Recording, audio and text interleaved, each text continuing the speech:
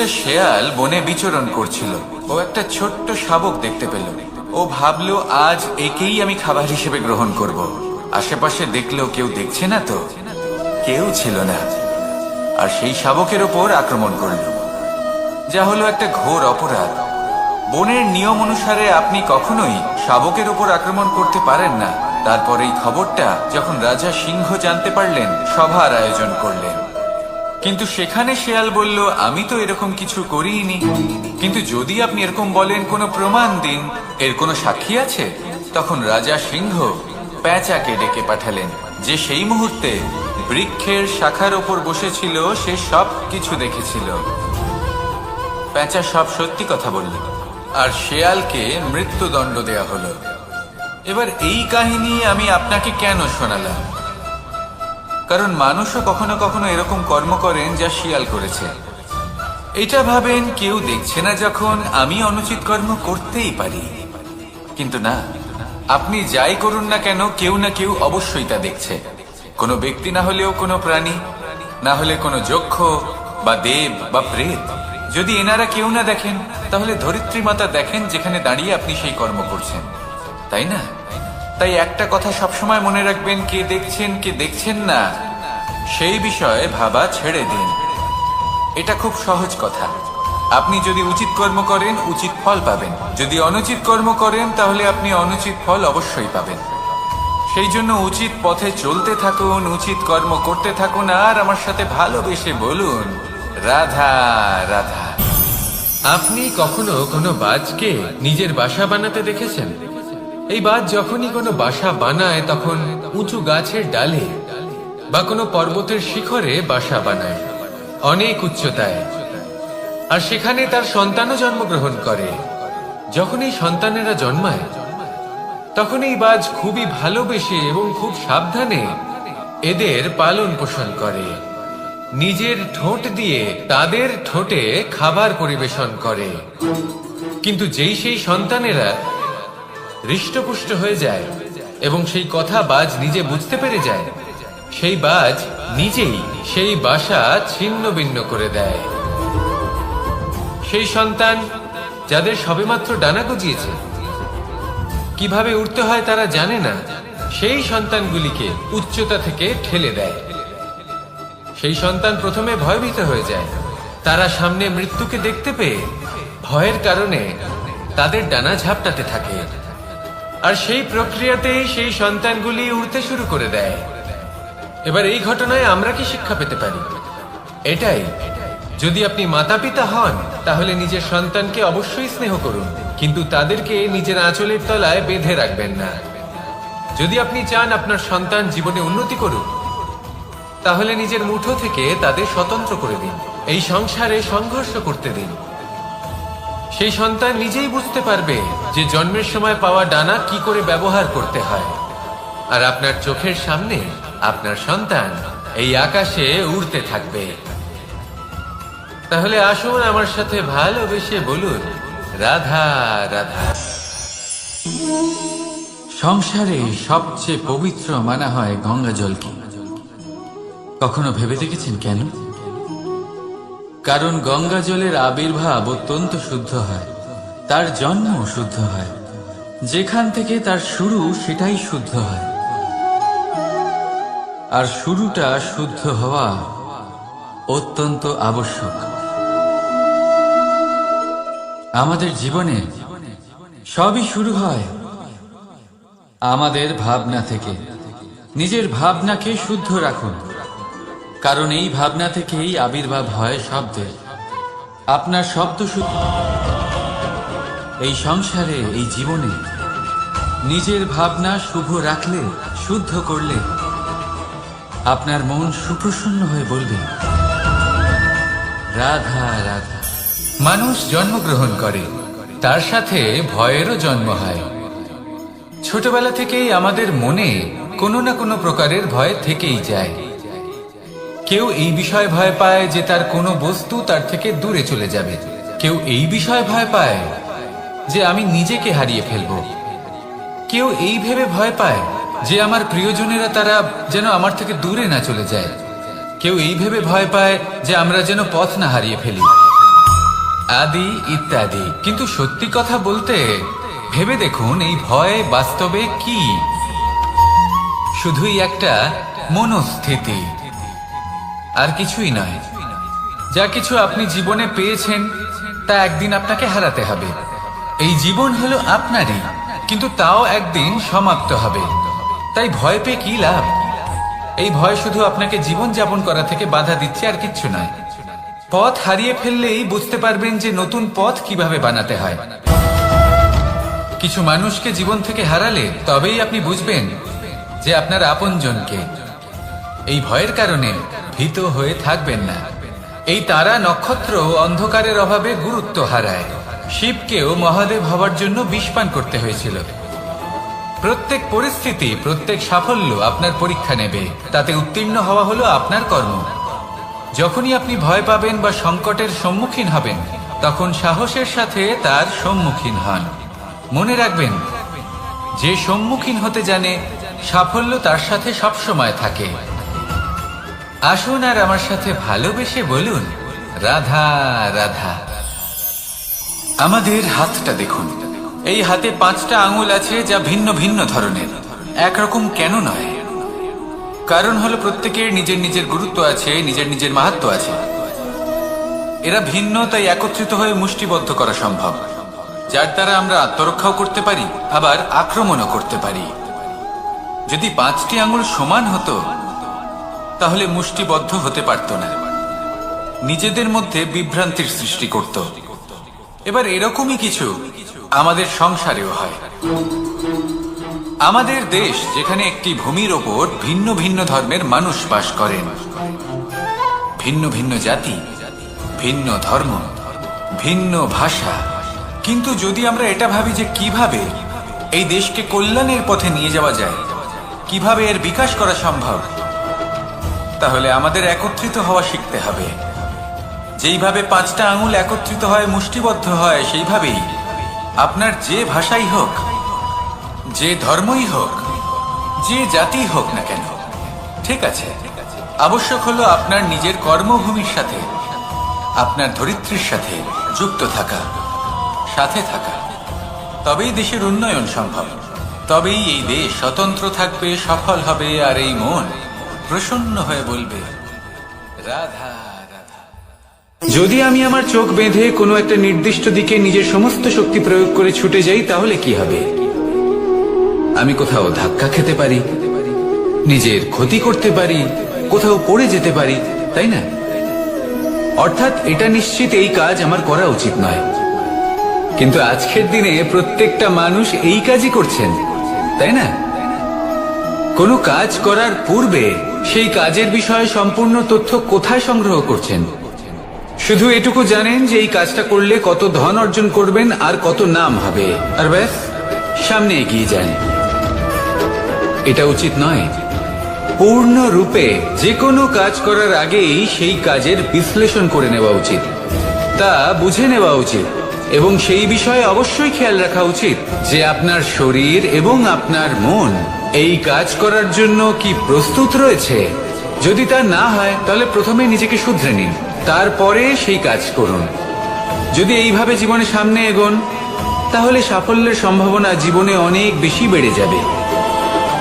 তাহলে এটাই করুন, আর আমার সাথে ভালোবেসে বলুন, রাধা রাধা। এই সংসারে সাফল্য লাভ করার জন্য জ্ঞানের প্রয়োজন হয়, পরিশ্রমের প্রয়োজন হয়, দৃঢ় নিষ্ঠার প্রয়োজন হয়, নিরন্তর চেষ্টা করা প্রয়োজনীয়। কিন্তু আরো কিছু আছে যা অত্যন্ত প্রয়োজনীয় এবং গুরুত্বপূর্ণ। তা হলো ভালো বন্ধু। তাদের থাকা অত্যন্ত প্রয়োজনীয়। যদি ভালো বন্ধু থাকে, তাহলে সময় এলে তারা ঢাল হয়ে আপনাকে সুরক্ষা করবেন। সময় এলে অস্ত্রের মতো শত্রুকে সংহারও করবেন। যদি তিনি জ্ঞানী হন, তাদের মধ্যে সদ্গুণ থাকে, তাহলে এই সব গুণ আপনার মধ্যেও প্রবেশ করবে। তাহলে সাফল্যের জন্য ভালো বন্ধু পাওয়া অত্যন্ত প্রয়োজনীয়। কিন্তু শুধু বন্ধু কেন, ভালো শত্রুও থাকা প্রয়োজনীয়। এবার আপনি ভাববেন, আমি কি বললাম? যদি আপনার জীবনেও ভালো অর্থাৎ শক্তিশালী শত্রু থাকে, তাহলে আপনিও শক্তিশালী হতে থাকবেন। এই শত্রু আপনাকে প্রেরিত করবে আরো বেশি শক্তিশালী হয়ে ওঠার। কখনো কোনো হরিণকে দেখুন, তীব্র গতিতে দৌড়তে থাকে। কেন তীব্র গতিতে দৌড়য়? এই কারণে নয় যে কোথাও তার জন্য মধুর ঘাস অপেক্ষা করে রয়েছে, না, সে এই কারণে তীব্র গতিতে দৌড়য় কারণ সেটা না করলে তার পেছনে একটি সিংহ আছে যে ওকে নিজের ভোজন করে ফেলবে। তাই জীবনে বিপদ, সংকট, এই সবকিছুও হলো অত্যন্ত গুরুত্বপূর্ণ। তার সম্মুখীন হতে শিখুন আর আমার সাথে ভালোবেসে বলুন, রাধা রাধা। লক্ষ্যে পৌঁছানো অত্যন্ত কঠিন হয়। কেউ ভাবেন যে কেন এত কঠিন হয়, কেন এত কষ্ট করতে হয় লক্ষ্যে পৌঁছানোর জন্য। এই লক্ষ্য সরলভাবে কেন আমার কাছে চলে আসে না? চলুন আপনাকে একটা কথা বলি, যদি আপনার লক্ষ্য কঠিন না হয় তাহলে তাকে পাওয়া আপনার পক্ষে অসম্ভব হয়ে উঠবে। লক্ষ্যে পৌঁছানোর এই রাস্তায় আপনি যে কড়া রোদের সম্মুখীন হন, যার থেকে আপনি দূরে পালাতে চান, সেই রোদ আপনাকে প্রেরণা যোগায় যে আপনি এগোতে থাকুন। ভাবুন একজন যাত্রী যে কিনা নিজের লক্ষ্যের দিকে যাচ্ছেন, সেই পথে উনি যদি একটু ছায়া পেয়ে যান আর উনি ওখানে বিশ্রাম নেন, তাহলে তার সাথে তার ভাগ্য গভীর নিদ্রায় সেখানে বিলীন হয়ে যায়। তাই পরিশ্রমের কড়া রোদের থেকে কখনো দূরে পালাবেন না। জীবনে শুধু সামনে এগোতে থাকুন দৃঢ়তার সাথে। আর লক্ষ্য সরল হোক, কঠিন হোক বা অত্যাধিক কঠিন হোক, একটা কথা মনে রাখবেন, যে জীবনের লক্ষ্যে পৌঁছতে পেরেছে সে লক্ষ্য প্রাপ্তির জন্য আফসোস কখনোই করে না। রাধা রাধা। ধৈর্য, এই ধৈর্য কি কোনো গুণ, কোনো অনুভূতি, কোনো দৃষ্টিভঙ্গি? আমার জন্য ধৈর্য এক বাহন। আপনি হয়তো ভাবছেন এই কেমন বাহন? বাহন তো ঘোড়া হতে পারে, হাতি হতে পারে, উটও হতে পারে, কিন্তু ধৈর্যকে বাহন বানানো মানে? চলুন আপনাকে একটা কথা বোঝাই। পৃথিবীতে এমন কোনো বাহন নেই যে তার আরোহীকে আছড়ে ফেলেনি। সেটা উট হোক বা হাতি হোক বা ঘোড়া হোক, চলতে চলতে কখনো নড়বড় করেই বসে। তারপর সেই আরোহী পড়ে কারোর পায়, তারপর পড়ে তার নিজের নজরে। কিন্তু ধৈর্যরূপী বাহন কখনো কাউকে ফেলে না, কখনো না। না সেই আরোহী কারোর পায়ে পড়ে আর না তো নিজের নজরে। কারণ ধৈর্য আপনাকে বিবেক প্রদান করে, বিবেক আপনাকে পরিকল্পনায় সাহায্য করে, আর পরিকল্পনা প্রদান করে আপনাকে শক্তি আপনার লক্ষ্যের দিকে অগ্রসর হওয়া। বুঝলেন? ধৈর্যকে সঙ্গে রাখুন, নিজেকে আরো ধৈর্যশীল করে তুলুন। এই ধৈর্যের সাহায্যে আরোহণ করে দেখুন কিভাবে এই বাহন আপনাকে আপনার গন্তব্যে পৌঁছে দেবে। রাধা রাধা। সংসারে এমন একটা ভ্রান্ত ধারণা রয়েছে যে সবকিছু ভাগ্যের দ্বারা পাওয়া যায়, কিন্তু ভাগ্য, প্রারব্ধ এ তো সকলের জন্যই সমান হয়। এটা তো ব্যক্তির উপরে নির্ভরশীল হয়, তার আকাঙ্ক্ষার উপরে নির্ভরশীল হয়, বাসনার উপরে নির্ভরশীল হয়, স্বভাবের উপরে নির্ভরশীল হয় যে উনি সেটা নিয়ে কি করেন। দেখুন এই প্রসাদ কিন্তু সকলকেই দেওয়া হয়, কিন্তু তা গ্রহণ করবেন কিভাবে সেটা ব্যক্তির উপরে নির্ভর করে। আপনাকে এক উদাহরণ দিই। যেমন ধরুন দুজন মানুষকে আমি একটা করে মাটির ডেলা দিলাম, সেটা নিয়ে তারা কি করবেন? একজন মানুষ তার ছোট ছোট ডেলা বানাবেন আর পথযাত্রীদের ওপরে ছুঁড়ে মারবেন, হাসি ঠাট্টা করবেন, তাদের বস্ত্র নোংরা করে দেবেন, সেটাতেই উনি আনন্দ পাবেন। অন্যদিকে দ্বিতীয় ব্যক্তি সেই মাটির ডেলা দিয়েই নিজের জন্য একটা কুঁড়ে ঘর বানাবেন। সেই কুঁড়ে ঘর যা রোদেতে, বৃষ্টিতে, ঝড়ে তাকে সুরক্ষিত রাখবে। অনুভূতি, এই অনুভূতি বদলাতে শিখুন। এই অনুভূতি অত্যন্ত গুরুত্বপূর্ণ। ভালোবাসাতেও এই অনুভূতি হলো অত্যন্ত গুরুত্বপূর্ণ। ভালোবাসা সে বন্ধুর সাথে হোক, মা বাবার সাথে হোক, ভাই বোনের সাথে হোক, স্ত্রীর সাথে হোক, যে কারোর সাথে হোক। মনে রাখবেন, এই হলো সেই অনুভূতি যা আপনার ভাগ্য নির্ধারণ করে থাকে। তাহলে আসুন আমার সাথে প্রেমের অনুভূতি নিয়ে বলুন, রাধা রাধা। লক্ষ্য, পথ আর সাফল্য, এই তিনটেই একে অপরের সাথে জড়িত, কিন্তু অনেকবার মানুষ এদের ঠিকভাবে বুঝতে পারেন না। তারা ভাবেন যে যেরকম লক্ষ্য হবে সেরকমই পথ হবে, সেই মতোই লক্ষ্য কঠিন হলে পথ কঠিন হবে, লক্ষ্য সরল হলে পথও সরল হবে। যদি আপনাকে আসল সত্যের সাথে অবগত করাই, তাহলে দেখবেন সবকিছুই এর উল্টো। লক্ষ্য নিজের পথ বানায় না, পথ সেটাই যেটা আপনি স্বয়ং নির্বাচন করে আপনি নিজে বানান। সেই অনুসারেই আপনি আপনার লক্ষ্যে পৌঁছতে পারবেন।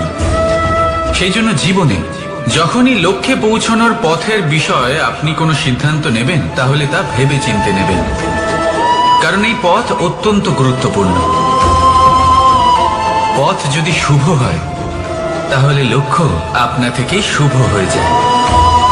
তাহলে আসুন আমার সাথে ভালোবেসে বলুন, রাধা রাধা।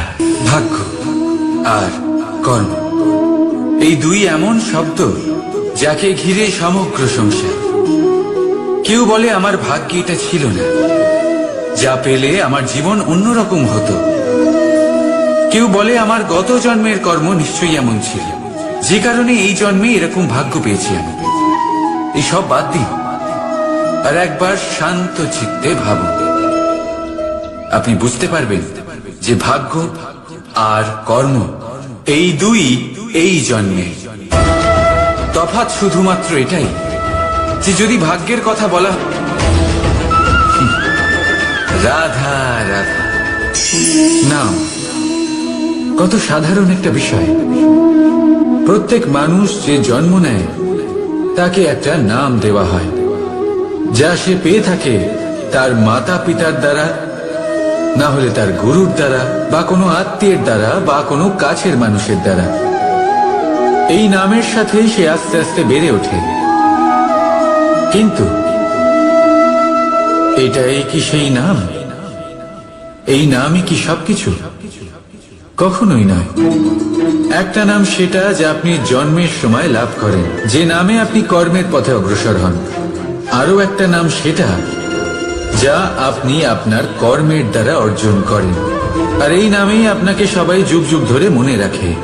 আপনার আসল নাম সেটা নয় যা আপনাকে জন্মের সময় দেওয়া হয়েছিল। আপনার আসল নাম সেটা যেটা আপনি আপনার কর্ম দ্বারা লাভ করেছেন, কারণ সেই লাভের পেছনে প্রচুর প্রয়াস লুকিয়ে থাকে, অনেক পরিশ্রম লুকিয়ে থাকে। কিন্তু যদি আপনি চান যে মানুষ আপনার নাম মনে রাখে, তাহলে আপনাকে কর্মের পথে অগ্রসর হতেই হবে, শুভ কর্ম করতে হবে, অনর্গল চেষ্টা করে যেতে হবে, মহান কাজ করতে হবে। আর বিশ্বাস করুন, আপনি একটা মহান নামের ফল অবশ্যই লাভ করবেন। রাধা রাধা। আমি এখানে একা এই বনে বসে আছি, বাঁশি বাজাচ্ছি। কার জন্য? কে আছেন এখানে? কেউ নেই।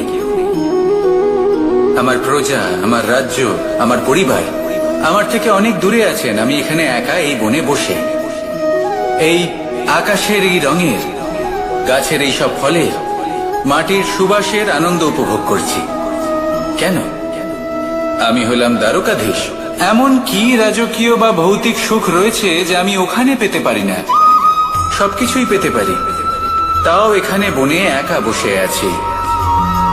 কোন সুখ খুঁজে চলেছি? একা থাকার সুখ। আমরা প্রত্যেকদিন অনেক মানুষের সাথে, চিন্তাধারার সাথে, কর্মের সাথে, পরিস্থিতির সাথে, সুখ দুঃখের দ্বারা বেষ্টিত থাকি।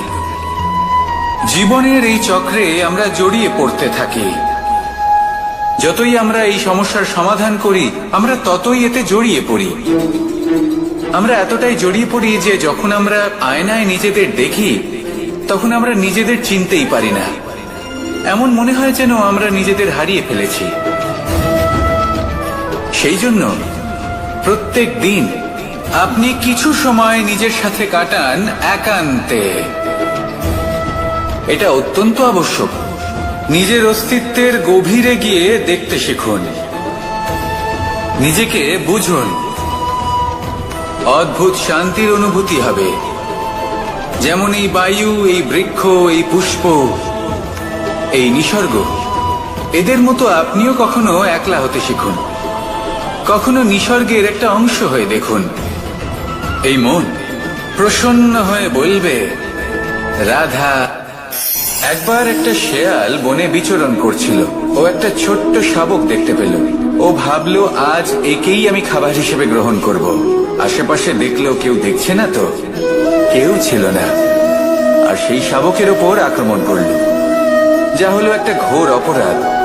বনের নিয়ম অনুসারে আপনি কখনোই শাবকের ওপর আক্রমণ করতে পারেন না। তারপর এই খবরটা যখন রাজা সিংহ জানতে পারলেন, সভার আয়োজন করলেন। কিন্তু সেখানে শেয়াল বলল, আমি তো এরকম কিছু করিনি। কিন্তু যদি আপনি এরকম বলেন, কোনো প্রমাণ দিন, এর কোনো সাক্ষী আছে?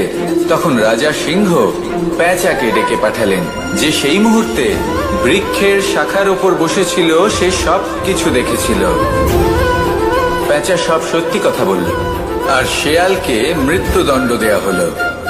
এবার এই কাহিনী আমি আপনাকে কেন শোনালাম? কারণ মানুষও কখনো কখনো এরকম কর্ম করেন যা শিয়াল করেছে। এটা ভাবেন কেউ দেখছে না, যখন আমি অনুচিত কর্ম করতেই পারি। কিন্তু না, আপনি যাই করুন না কেন, কেউ না কেউ অবশ্যই তা দেখছে। কোনো ব্যক্তি না হলেও কোনো প্রাণী, না হলে কোনো যক্ষ বা দেব বা প্রেত। যদি এনারা কেউ না দেখেন, তাহলে ধরিত্রী মাতা দেখেন, যেখানে দাঁড়িয়ে আপনি সেই কর্ম করছেন, তাই না?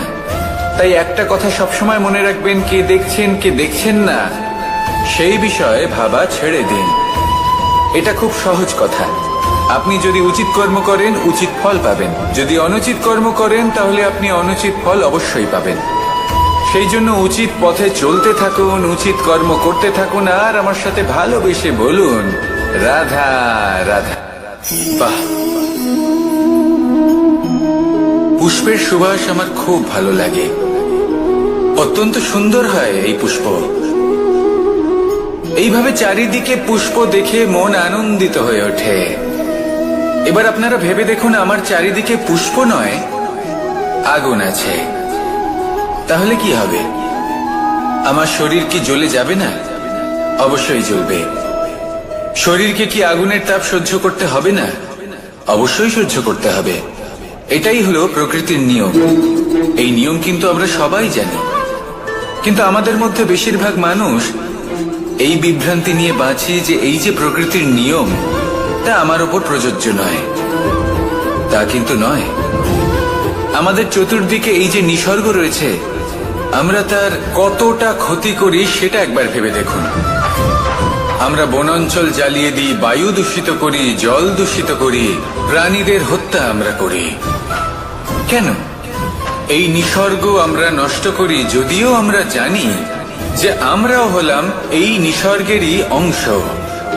এবার দেখুন, শরীরের কোনো অংশে যদি আগুন ধরান, আস্তে আস্তে সমস্ত শরীরও জ্বলে যাবে। সেইভাবেই নিসর্গ যদি নষ্ট হয়ে যায়, তাহলে মনুষ্য জাতিও নষ্ট হয়ে যাবে। তাই এই যে নিসর্গ আপনি দেখছেন, এই পুষ্প, এই বৃক্ষ, বায়ু, জল, এদের সকলকে রক্ষা করুন, নষ্ট নয়। মনে রাখবেন, যদি নিসর্গ থাকে, মানুষ থাকবে। যদি নিসর্গ থাকে, তাহলেই জীবন থাকবে। আসুন আমার সাথে ভালোবেসে বলুন, রাধা রাধা। কারই না পছন্দ বলুন তো?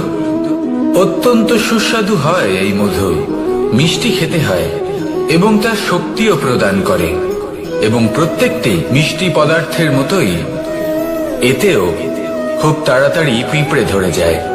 অন্যদিকে যদি নুনকে দেখি, তাহলে বছরের পর বছর রাখলেও এতে পিঁপড়ে ধরে না। এবার যদি কথা বলি বন্ধুত্বের, তাহলে বন্ধুত্ব নুনের মতো হওয়া উচিত, মধুর মতো নয়। যারা সামনে এলে শুধুমাত্র মধুর মধুর কথা বলবে, পরে এতে পিঁপড়ে ধরে যাবে। এটা নুনের মতো হওয়া উচিত। প্রকৃত বন্ধু হলো সে, যে সময় এলে পরে আপনার সামনে আপনার প্রকৃত সত্য তুলে ধরবে। তা সে যতই কঠিন হোক না কেন, আপনার দোষ, আপনার অপগুণ, আপনার খামতি আপনাকে বলতে পারবে, যাতে আপনি সেগুলো শুনে মেনে নিয়ে তারপর নিজেকে শুধরোতে পারেন। এটাই হলো প্রকৃত বন্ধুত্ব। কখনো নিজের জীবনের আশেপাশে মন দিয়ে দেখবেন, অনেক সময় এমন মানুষ থাকেন, অনেক বন্ধু থাকেন যাদের দেখে আমাদের মনে হয় যে এনারা খুব কঠোর, এনাদের কথা খুব কটু। কিন্তু বেশিরভাগ এমন মানুষের মনটা যদি বুঝতে পারেন তাহলে দেখবেন তাতে কোনো মালিন্য নেই, এনাদের মন অত্যন্ত পবিত্র হয়। যদি আপনার জীবনেও এমন কোনো ব্যক্তি থেকে থাকে, এমন বন্ধু থাকে, তাহলে তাদের আগলে রাখুন আর আমার সাথে ভালোবেসে বলুন, রাধা রাধা। যতক্ষণ আমরা এই সংসারে জীবিত ততক্ষণ আমাদের সাথে সবকিছু থাকে, আমাদের ধন, সুখ স্বাচ্ছন্দ্য, আমাদের মিত্রগণ, আমাদের পরিবার, এই সমাজ, এই সবকিছু আমাদের সাথে থাকে। যেদিন আমরা এই সংসারকে ত্যাগ করব, এদের মধ্যে কেউ আমাদের সাথে যাবে না, না ধন, না স্বাচ্ছন্দ্য, না সম্পত্তি। এই সকল মানুষ, এই সমাজ, এরা শুধুমাত্রই শ্মশান পর্যন্ত আমাদের সাথে থাকতে পারবেন। তারপরে যদি আমাদের সাথে কিছু যেতে পারে তাহলে তা শুধুই আমাদের ধর্ম। আর এই সংসারে আমরা নিজেদের যে সুনাম রেখে যাই সেটা সম্ভব শুধুমাত্র কর্মের দ্বারা। সেই জন্য সংসারে যতদিন পর্যন্ত জীবিত আছেন, যদি কিছু অর্জন করতে চান তাহলে ধর্ম অর্জন করুন, ধর্মের বিষয়ে স্পষ্টতা অর্জন করুন এবং কর্ম অর্জন করুন। এটাই হবে আপনার অতীত এবং এটাই হবে আপনার ভবিষ্যৎ, এবং এটাই সকলকে প্রেরণা প্রদান করবে।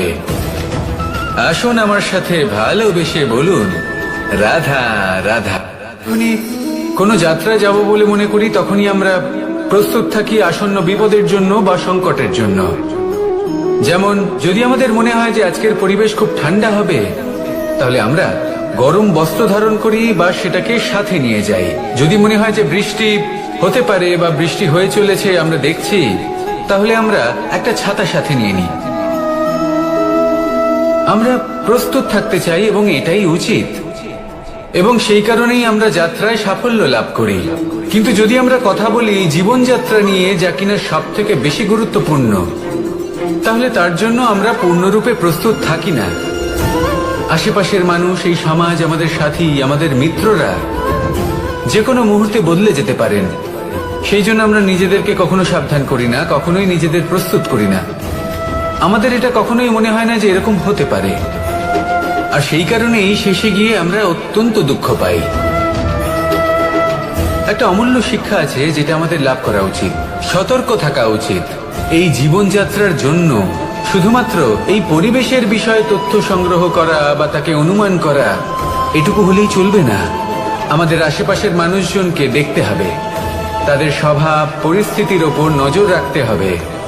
যখন তারা রং পাল্টাচ্ছেন নজর রাখতে হবে, তা অত্যন্ত আবশ্যক। পরিবর্তন আপনার জীবনে অবশ্যম্ভাবী, সঠিকভাবে তার সম্মুখীন হন। আসুন আমার সাথে ভালোবেসে বলুন, রাধা। এই সংসারের সব থেকে বড় সুখ কি? কেউ বলবেন নিজের লক্ষ্য প্রাপ্ত করা, কেউ বলবেন ধন উপার্জন করা, কেউ বলবেন নিদ্রাই সব থেকে বড় সুখ, কেউ বলবেন রাজ্য লাভ করা, আবার কেউ বলবেন মাতার হাত থেকে খাবার খাওয়া, আদি ইত্যাদি। কিন্তু যদি সত্যি কথা বলি, এই সংসারের সব থেকে বড় সুখ হলো সেবা করা। কখনো কাউকে সেবা করে দেখুন। এই সেবা দ্বারা অন্য কোনো মানুষের আশীর্বাদ লাভ করাতেই সুখ রয়েছে। আপনার সেবা ভাব দ্বারা যখন কোনো মানুষ নিজের অন্তরাত্মা থেকে আপনাকে আশীর্বাদ করে, তার থেকে বড় সুখ আর কিছুই নেই। কারণ প্রত্যেক মানুষের মধ্যে ঈশ্বর বাস করেন। নরের সেবাই হলো নারায়ণের সেবা। নিষ্কাম সেবা করাই হলো সব থেকে বড় সুখ। তাই নিজের অন্তরে সেবার এই ভাব জাগ্রত করুন। যে সুখের কথা আমি বলছি, সেই সুখ অনুভব করেই দেখুন। এই মন সুপ্রসন্ন হয়ে বলবে, রাধা রাধা। বাহ, পুষ্পের সুবাস আমার খুব ভালো লাগে। অত্যন্ত সুন্দর হয় এই পুষ্প। এইভাবে চারিদিকে পুষ্প দেখে মন আনন্দিত হয়ে ওঠে। এবার আপনারা ভেবে দেখুন, আমার চারিদিকে পুষ্প নয়, আগুন আছে। তাহলে কি হবে? আমার শরীর কি জ্বলে যাবে না? অবশ্যই জ্বলবে। শরীরকে কি আগুনের তাপ সহ্য করতে হবে না? অবশ্যই সহ্য করতে হবে। এটাই হলো প্রকৃতির নিয়ম। এই নিয়ম কিন্তু আমরা সবাই জানি, কিন্তু আমাদের মধ্যে বেশিরভাগ মানুষ এই বিভ্রান্তি নিয়ে বাঁচি যে এই যে প্রকৃতির নিয়ম তা আমার ওপর প্রযোজ্য নয়। তা কিন্তু নয়।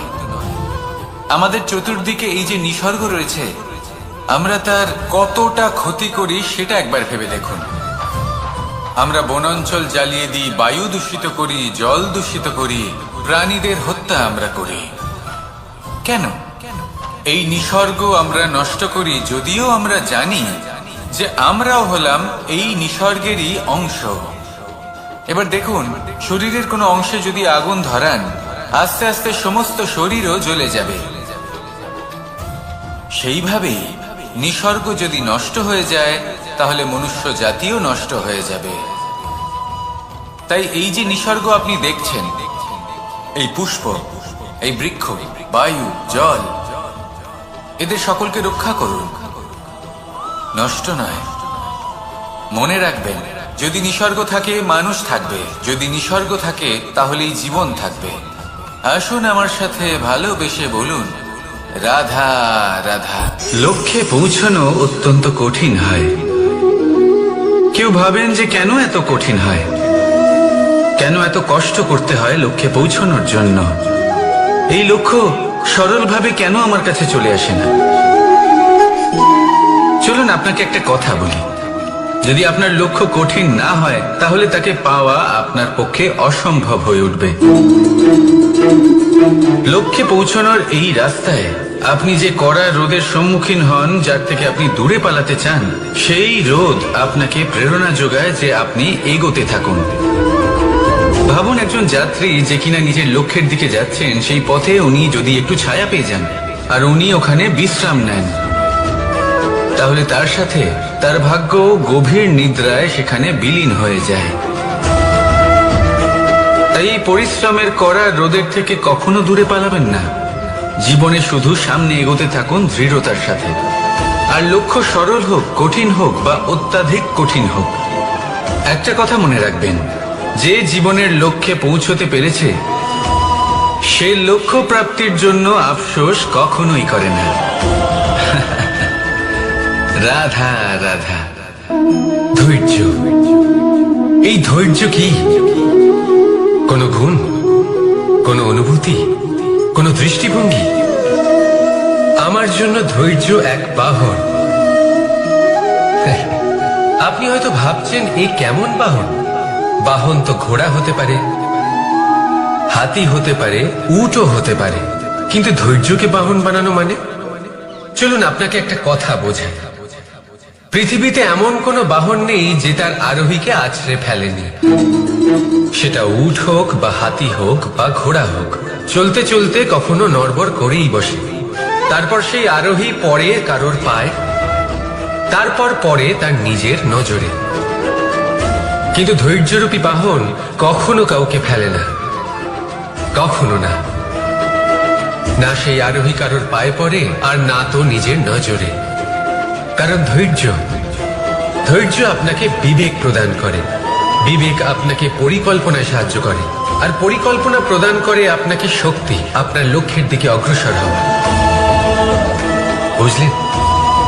ধৈর্যকে সঙ্গে রাখুন, নিজেকে আরো ধৈর্যশীল করে তুলুন। এই ধৈর্যের সাহায্যে আরোহণ করে দেখুন কিভাবে এই বাহন আপনাকে আপনার গন্তব্যে পৌঁছে দেবে। রাধা রাধা। সংসারে এমন একটা ভ্রান্ত ধারণা রয়েছে যে সবকিছু ভাগ্যের দ্বারা পাওয়া যায়, কিন্তু ভাগ্য, প্রারব্ধ, এ তো সকলের জন্যই সমান হয়। এটা তো ব্যক্তির উপরে নির্ভরশীল হয়, তার আকাঙ্ক্ষার উপরে নির্ভরশীল হয়, বাসনার উপরে নির্ভরশীল হয়, স্বভাবের উপরে নির্ভরশীল হয় যে উনি সেটা নিয়ে কি করেন। দেখুন, এই প্রসাদ কিন্তু সকলকেই দেওয়া হয়, কিন্তু তা গ্রহণ করবেন কিভাবে সেটা ব্যক্তির উপরে নির্ভর করে। আপনাকে এক উদাহরণ দিই। যেমন ধরুন, দুজন মানুষকে আমি একটা করে মাটির ডেলা দিলাম, সেটা নিয়ে তারা কি করবেন?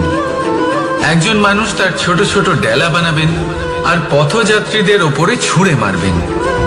হাসি ঠাট্টা করবেন, তাদের বস্ত্র নোংরা করে দেবেন, সেটাতেই উনি আনন্দ পাবেন। অন্যদিকে দ্বিতীয় ব্যক্তি সেই মাটির ডেলা দিয়েই নিজের জন্য একটা কুঁড়ে ঘর বানাবেন।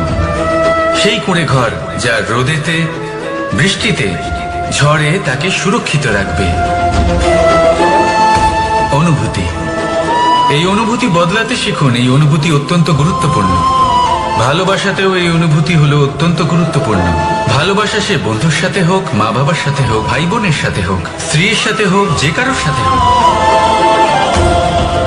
মনে রাখবে এই হলো সেই অনুভূতি যা আপনার ভাগ্য নির্ধারণ করে থাকে। তাহলে আসুন আমার সাথে প্রেমের অনুভূতি নিয়ে বলুন, রাধা রাধা। লক্ষ্য, পথ আর সাফল্য, এই তিনটেই একে অপরের সাথে জড়িত, কিন্তু অনেকবার মানুষ এদের ঠিকভাবে বুঝতে পারেন না। তারা ভাবেন যে যেরকম লক্ষ্য হবে সেরকমই পথ হবে। সেই মতোই লক্ষ্য কঠিন হলে পথ কঠিন হবে, লক্ষ্য সরল হলে পথ সরল হবে। যদি আপনাকে আসল সত্যের সাথে অবগত করাই, তাহলে দেখবেন সবকিছুই এর উল্টো।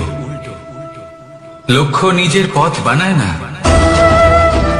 পথ সেটাই যেটা আপনি স্বয়ং নির্বাচন করে আপনি নিজে বানান। সেই অনুসারেই আপনি আপনার লক্ষ্যে পৌঁছতে পারবেন। সেই জন্য জীবনে যখনই লক্ষ্যে পৌঁছানোর পথের বিষয়ে আপনি কোনো সিদ্ধান্ত নেবেন, তাহলে তা ভেবে চিন্তে নেবেন, কারণ এই পথ অত্যন্ত গুরুত্বপূর্ণ। পথ যদি শুভ হয়, তাহলে লক্ষ্য আপনা থেকেই শুভ হয়ে যায়। তাহলে আসুন আমার সাথে ভালোবেসে বলুন, রাধা রাধা। ভাগ্য আর কর্ম, এই দুই এমন শব্দ যাকে ঘিরে সমগ্র সংসার। কেউ বলে আমার ভাগ্যে এটা ছিল না, যা পেলে আমার জীবন অন্যরকম হতো।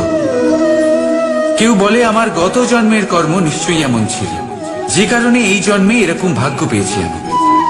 এসব বাদ দিন আর একবার শান্ত চিত্তে ভাবুন। আপনি বুঝতে পারবেন যে ভাগ্য আর কর্ম এই দুই এই জন্মে। তফাৎ শুধুমাত্র এটাই যে যদি ভাগ্যের কথা বলা হয়, তাহলে আপনি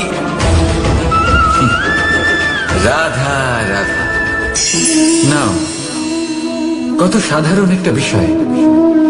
প্রত্যেক মানুষ যে জন্ম নেয় তাকে একটা নাম দেওয়া হয়, যা সে পেয়ে থাকে তার মাতা পিতার দ্বারা, না হলে তার গুরুর দ্বারা, বা কোনো আত্মীয়ের দ্বারা, বা কোনো কাছের মানুষের দ্বারা। এই নামের সাথে সে আস্তে আস্তে বেড়ে ওঠে। কিন্তু এটাই কি সেই নাম? এই নামই কি সবকিছু? কখনোই নয়। একটা নাম সেটা যা আপনি জন্মের সময় লাভ করেন, যে নামে আপনি কর্মের পথে অগ্রসর হন। আরো একটা নাম সেটা যা আপনি আপনার কর্মের দ্বারা অর্জন করেন, আর এই নামেই আপনাকে সবাই যুগ যুগ ধরে মনে রাখে। আপনার আসল নাম সেটা নয় যা আপনাকে জন্মের সময় দেওয়া হয়েছিল। আপনার আসল নাম সেটা যেটা আপনি আপনার কর্ম দ্বারা লাভ করেছেন, কারণ সেই লাভের পেছনে প্রচুর প্রয়াস লুকিয়ে থাকে, অনেক পরিশ্রম লুকিয়ে থাকে। কিন্তু যদি আপনি চান যে মানুষ আপনার নাম মনে রাখে, তাহলে আপনাকে কর্মের পথে অগ্রসর হতেই হবে। শুভ কর্ম করতে হবে, অনর্গল চেষ্টা করে যেতে হবে, মহান কাজ করতে হবে। আর বিশ্বাস করুন, আপনি একটা মহান নামের ফল অবশ্যই লাভ করবেন। রাধা রাধা।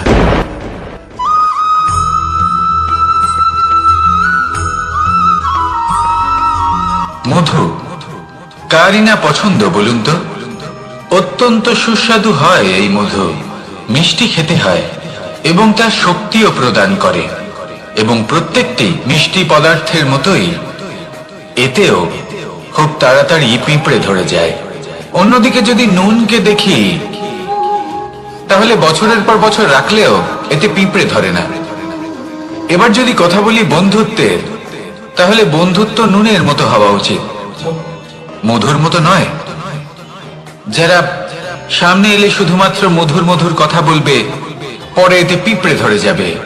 এটা নুনের মতো হওয়া উচিত, প্রকৃত বন্ধু হলো সে যে সময় এলে পরে আপনার সামনে আপনার প্রকৃত সত্য তুলে ধরবে, তা সে যতই কঠিন হোক না কেন।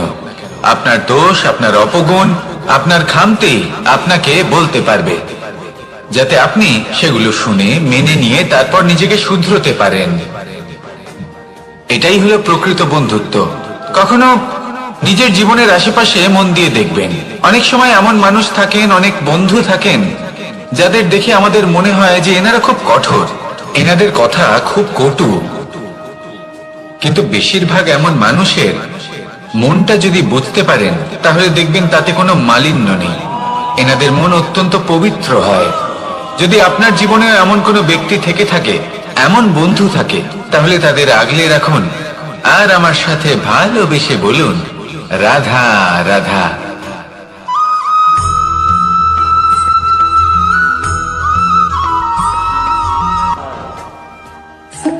কেমন আছেন আপনারা? জিজ্ঞেস করলাম এই কারণে, কারণ আজকের দিনে দাঁড়িয়ে আশেপাশে যাকেই দেখছি সে দুঃখী আর ব্যাকুল। সে ভাবে সংসারে সব থেকে বেশি দুঃখ শুধু তার জীবনেই আছে, সব থেকে বেশি সমস্যা তার জীবনেই আছে।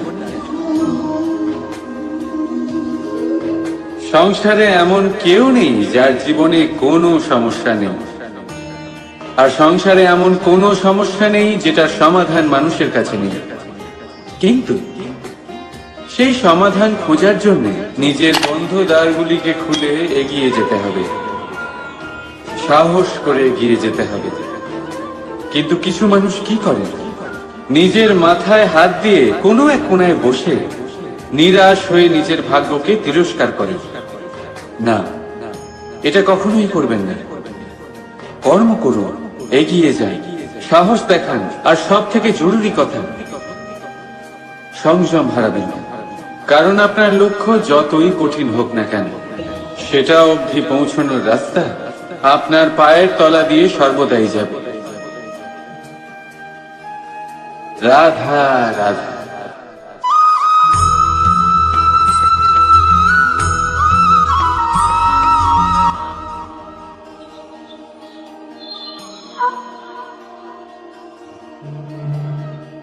নারী, পুরুষরা যাকে নাম দিয়েছেন ত্রিয়া, কেন দিয়েছেন, কে দিয়েছেন, কেউ তা জানে না।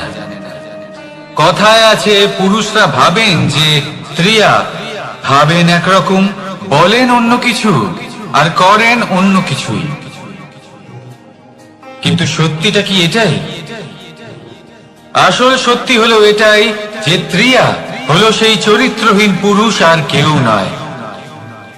সেই পুরুষ যারা নারীকে বলেন যে আপনি হলেন মা, আপনি হলেন দেবী, আপনি হলেন বোন, আর ভাবেন কি? ভাবেন যে এই নারী হলো আমাদের পায়ের ধুলো আর কিচ্ছু নয়। আর কি করেন? ওনাদের মাথায়, ওনাদের খোপায় মালা পরিয়ে দিয়ে ভাবেন যে ওনারা হলেন তাদের পায়ের ধুলোর সমান। একজন নারীর সম্মান ভঙ্গ করেন, তাদের দাসী মনে করেন। ভুলবেন না, যত্র নারীয়াস্ত পূজ্যন্তে রমন্তে তত্র দেবতা। অর্থাৎ যেখানে নারীকে পুজো করা হয় সেখানে ঈশ্বর বাস করেন, আর যেখানে নারীকে অপমান করা হয় সেখানে ঈশ্বর এবং ভাগ্য এই দুই রুষ্ট হয়। মনে রাখবেন, যদি নারী কল্যাণকারী হতে পারেন তাহলে নারী মহাচণ্ডী রূপও ধারণ করতে পারেন। যদি একজন নারী মাতা হয়ে জন্মদান করতে পারেন তাহলে নারী মৃত্যু হয়ে বিনাশও করতে পারেন। যেখানে নারী অপমানিত হবেন সেখানে মহান ভারতও মহাভারতের পথে অগ্রসর হতে পারে।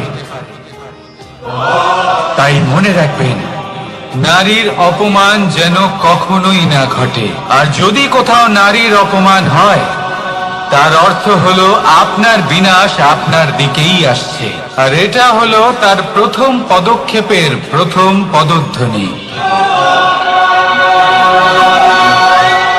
রাধা রাধা।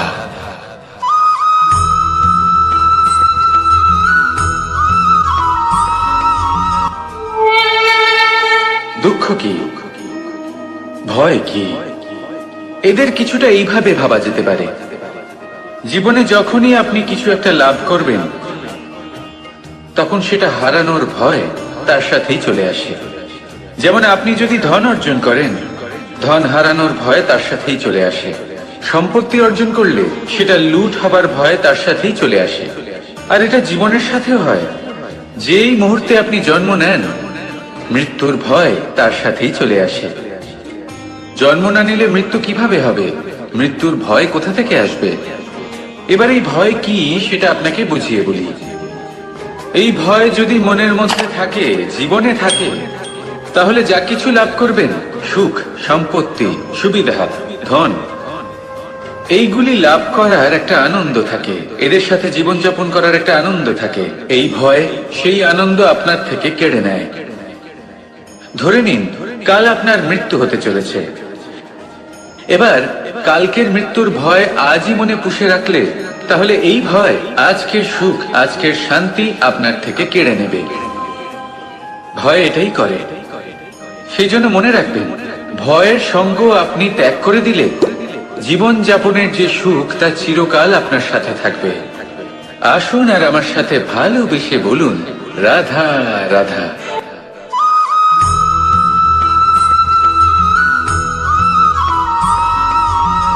নারী জন্মসূত্রে কারোর কন্যা, ধর্মসূত্রে কারোর পত্নী, আর কর্মসূত্রে কারোর মা। আমাদের মনে এই ছবি আঁকা রয়েছে একজন নারীকে নিয়ে, তাই না? একটা অতুলনীয় ভূমিকা রয়েছে নারীদের আমাদের জীবনে, আর নারী ছাড়া আমরা কিছুই নই। কিন্তু অধিকার, সেখানে আমরা একটা ভুল করে বসি। যখন নারী একজন কন্যা থাকে, যখন সে জন্ম নেয়, তখন তার ওপর অধিকার থাকে তার পিতার। আর তারপর যখন বিয়ে হয়ে যায়, তখন তার অস্তিত্বের ওপর অধিকার থাকে তার স্বামী। আর যখন তিনি মা হন, তখন নিজেই তিনি জীবনের সমস্ত অধিকার দিয়ে দেন তার সন্তানকে। কিন্তু আমরা কি কখনো এটা ভেবেছি, এই জীবন হলো তার নিজের? যে নারী সবার কল্যাণ করছেন, তার জীবনের অধিকারও তার কাছেই থাকা উচিত, তাই না? তার নিজের জীবনের সিদ্ধান্ত সে নিজেই নিতে পারেন, নিজেই নিজের ভাগ্যের রচয়িতা হতে পারেন। আর এর জন্য আমাদের নিজেদের পাল্টাতে হবে, দৃষ্টিভঙ্গি পাল্টাতে হবে। কারণ এই ধারণা সেটা আজ বা কালকের ব্যাপার নয়, এটা ঘটে চলেছে বহু বছর ধরে আর চলতেই থাকবে, যদি আমরা এটা না বদলাই।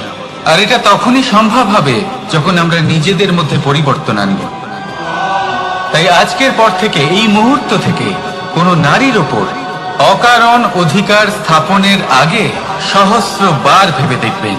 কারণ যখন নারী নিজের অধিকার কেড়ে নিতে বাধ্য হবেন, তখন শুধু এবং শুধুমাত্র বিনাশই ঘটবে। রাধা রাধা।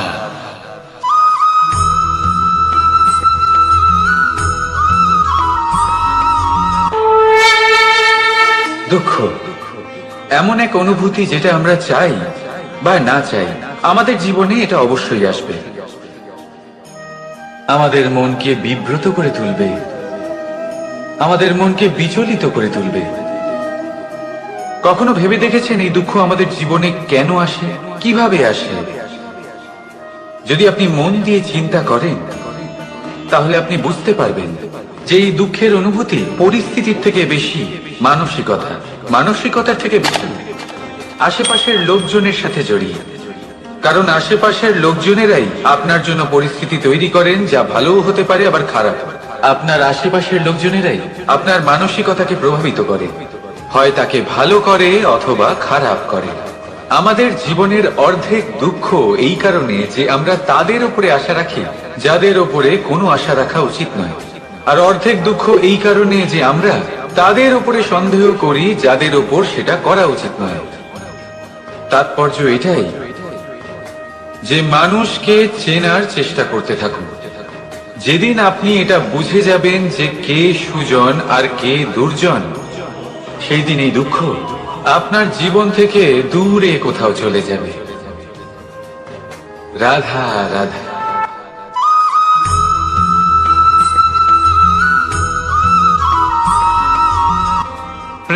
সংসারে এসেছিল এই সংসারকে প্রেমের শিক্ষা দেওয়ার জন্য, এই জীবনের সুখের অনুভূতি আসলে কি তা শেখানোর জন্য। কিন্তু যদি সত্যি কথা বলি, তো আমি নিজেই প্রতিদিন প্রেমের নতুন নতুন স্বরূপ দেখতে পাই, প্রেমের একটা নতুন অনুভূতি প্রত্যেক নতুন দিনে। আর তার কারণ হলো এই প্রেম অনন্ত, এ হলো দৈব। প্রেম হলো এই সংসারের সব থেকে বড় ঢাল এবং সব থেকে বড় অস্ত্র। এই প্রেম ছাড়া না কোনো ন্যায় হয় আর না কোনো শাস্ত্র, না জীবন আছে আর না অন্ত। এবার যদি এই প্রেম মনের মধ্যে বাস করতে শুরু করে, তাহলে কখনো কোনো সমস্যাই হবে না, আর যদি হয়েও থাকে তাহলে তা স্থায়ী হবে না। এই প্রেম কি না করতে পারে? এই প্রেম সমস্ত সমস্যা মিটিয়ে ফেলতে পারে, আপনার মনের মধ্যে অহংকারকেও বিনাশ করে দিতে পারে, আপনাকে সাক্ষাৎ ঈশ্বরের সাথে দেখা করাতে পারে। তাই প্রেমের দ্বারা প্রয়াস করতে থাকুন। এই সংসারের প্রত্যেক মানুষকে, প্রত্যেক বস্তুকে, প্রত্যেক জীব জন্তুকে ভালোবাসবেন। আর এই প্রেমের দ্বারাই বলুন রাধা রাধা।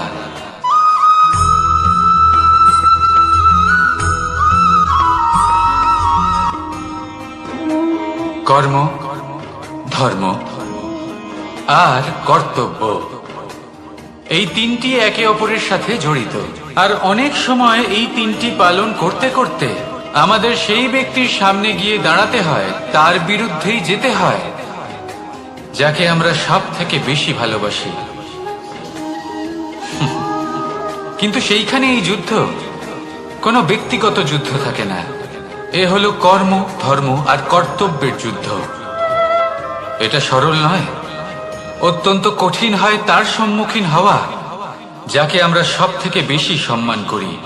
কিন্তু আমাদের তো আমাদের ধর্মের পথে চলতেই হবে, কারণ আমরা কর্মবদ্ধ, কর্তব্যবদ্ধ, আর এটাই করা উচিত। শুধু এটুকু মনে রাখবেন, যদি আপনার উদ্দেশ্য শুভ হয়, আপনার ভাবনা শুভ হয়, আপনি যদি কর্ম, ধর্ম আর কর্তব্যের পথে অগ্রসর হন, তাহলে এই প্রক্রিয়াতে যদি আপনাকে আপনার আরাধ্যেরও সামনে দাঁড়াতে হয়, তাহলেও আপনার কোনো ক্ষতি হবে না।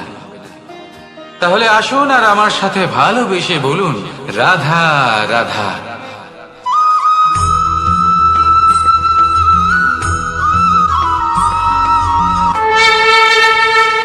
আপনি কি কখনো কোনো জলের ধারা দেখেছেন? তার সামনে যতই মাটি থাকুক না কেন, যতই কাদা থাকুক না কেন, যখন এই জলের ধারা বইতে আরম্ভ করে দেয়, তখন এই কাদাকে নিজেই ধুয়ে নিয়ে যায়। ওই কাদাকে ধুয়ে দেয় এবং নিজের পথ নিজেই তৈরি করে নেয়। তাহলে আপনিও এরকম জলের মতো হয়ে উঠুন। যদি হয়ে উঠতে পারেন, তাহলে নিজের মনে, নিজের ভাবনার, নিজের জীবনের যত অনাবশ্যক তত্ত্ব আছে, অনুপযোগী অংশ রয়েছে, অর্থাৎ অপরিষ্কার অংশ রয়েছে, তা নিজে থেকেই নির্মল হয়ে উঠবে।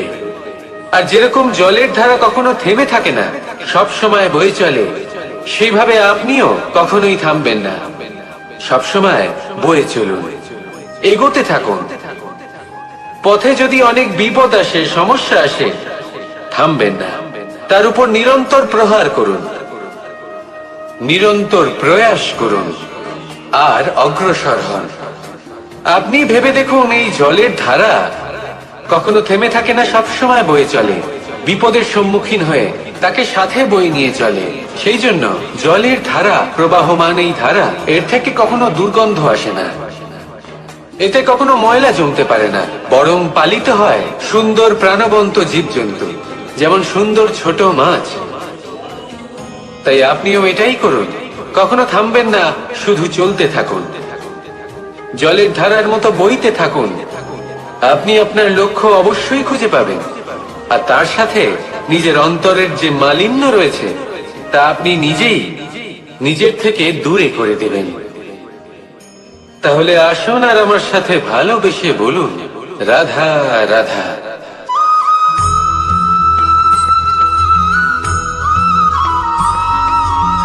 আমরা যে মানুষকে চাই, যাকে আমরা ভালোবাসি তাকে একটা উপহার অবশ্যই দিতে চাই, এমন এক উপহার যা ওনার ভালো লাগবে, যা শ্রেষ্ঠ হবে, অতি প্রিয় হবে, বহুমূল্য হবে, বা বলতে পারেন মূল্যবান হবে।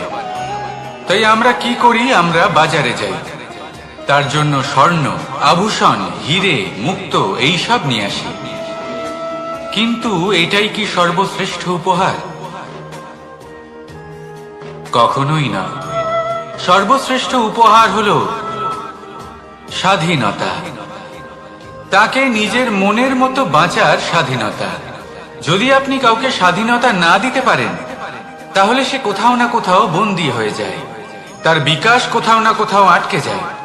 কিন্তু যদি আপনি কাউকে স্বাধীনতা দিতে পারেন, তাহলে আপনি দেখবেন ও সমস্ত সংসারকে, এই জীবনকে নিজের দৃষ্টিভঙ্গি দিয়ে দেখবে, বুঝবে যে কোনটা হলো উচিত আর কোনটা হলো অনুচিত, আর এটাই হলো সর্বশ্রেষ্ঠ। আর এবার যদি কাউকে স্বাধীনতার মাধ্যমে এত বড় একটা শক্তি দিতে পারেন, তাহলে আপনি আমাকে বলুন, এর থেকে বড় উপহার আর কি হতে পারে? আসুন আর আমার সাথে ভালোবেসে বলুন, রাধা রাধা।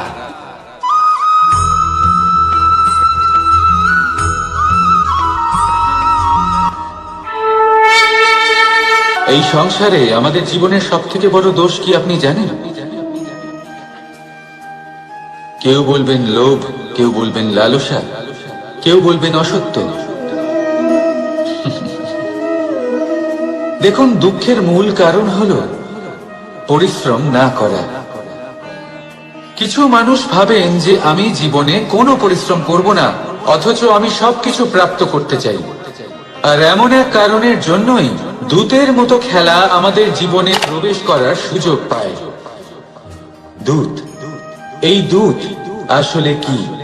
দূত অর্থাৎ কোনো পরিশ্রম ছাড়াই অন্য কেউ পরিশ্রম করে যা অর্জন করেছেন, যে সুখ সুবিধা অর্জন করেছেন, তা নিজের জন্য শুধুমাত্র একটা খেলার মাধ্যমে নিজের করে নেওয়ার ইচ্ছে। আর এই ইচ্ছে অত্যন্ত বিনাশকারী হতে পারে। এই ইচ্ছে যদি আপনার বিবেক, আপনার মন, আপনার চেতনা, আপনার ভাবনা প্রবাহিত করে ফেলে, তারপরে আপনি চেষ্টা করতে শুরু করে দেবেন, আর সেইখান থেকেই আপনার পতন শুরু হবে। এই চেষ্টা করবেন যে অন্য কারোর জীবনের সমস্ত ধন, তার সমস্ত জীবন সম্পূর্ণভাবে নিজের করে নেওয়া। কারণ প্রথমে আশা জাগ্রত হয়, আর এই আশা হতাশায় পরিণত হতে সময় লাগে না। এই হতাশা কুণ্ঠায় পরিণত হতে সময় লাগে না, কুণ্ঠা লোভে পরিণত হতে সময় লাগে না, আর এই লোভ প্রতিশোধ স্পৃহাতে পরিণত হতে সময় লাগে না। আর যখন এই সব কিছু হয়, আপনি দুষ্ট হয়ে যান। আর সবাই জানেন যে প্রত্যেক দুষ্ট ব্যক্তির পতন হলো অবশ্যম্ভাবী। তাই নিজেকে দূতের থেকে দূরে রাখুন আর পরিশ্রমকে নিজের কাছে টেনে নিন। জীবনে আপনার যা যা স্বপ্ন রয়েছে, যা আপনি করতে চান, শুধুই পরিশ্রম দ্বারা অর্জন করুন। তাহলে তাই করুন, আর আমার সাথে ভালোবেসে বলুন। তাহলে দুঃখের সময়, তার সংকটের সময় তাকে সঙ্গ দিন আর পাশে এসে দাঁড়ান। এই মন প্রসন্ন হয়ে বলবে, রাধা রাধা।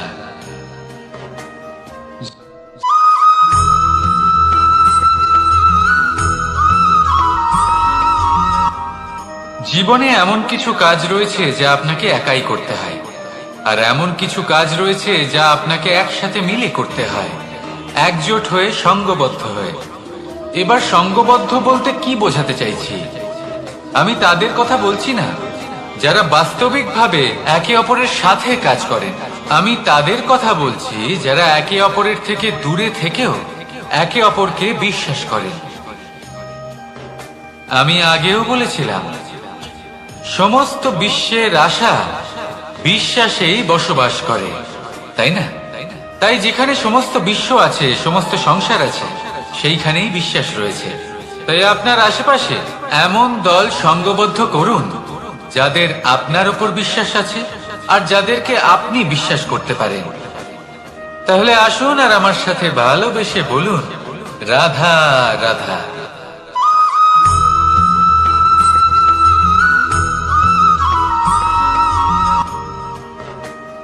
জীবনে সব থেকে বেশি গুরুত্বপূর্ণ বস্তু কি?